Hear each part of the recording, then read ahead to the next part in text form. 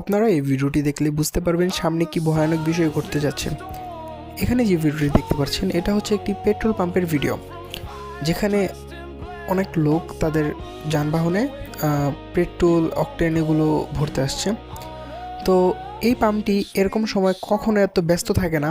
তো হঠাৎ করে এত ব্যস্ত থাকার কারণ হচ্ছে ইরান এবং ইসরায়েলের যে যুদ্ধ, এই যুদ্ধের কারণে হুরমুজ প্রণালী যেই সাগর পথটি আছে, আপনাদের সুবিধাতে আমি ম্যাপের ভিতর দেখাচ্ছি। এই যে আমাদের বাংলাদেশ এবং এই যে দেখতে পাচ্ছেন ইন্ডিয়া, তো এই যে ইরানের থেকে যে আমি এখন লাল মার্ক করে দেখাবো, এই যে জায়গাটি, এটার নাম হচ্ছে হুরমুজ প্রণালী। এই সরু জায়গাটি দিয়ে সারা ওয়ার্ল্ডে বা বাংলাদেশের মানে সব জায়গায় আমরা পুরো পৃথিবীর মধ্যে তেল, গ্যাস এগুলো সরবরাহ করা হয়। তো এই রাস্তাটি যদি বন্ধ থাকে তাহলে এই রাস্তা দিয়ে আর তেল গ্যাস সরবরাহ করা যাবে না, যার ফলে আমরা তেল গ্যাসের একটি প্রভাব বলতে এটার অভাব দেখতে পাবো। বাংলাদেশ 4 মাসের জন্য এগুলি স্টক করে রাখে, তো 4 মাস পরে যেহেতু শেষ হয়ে যাবে তখন কি হবে।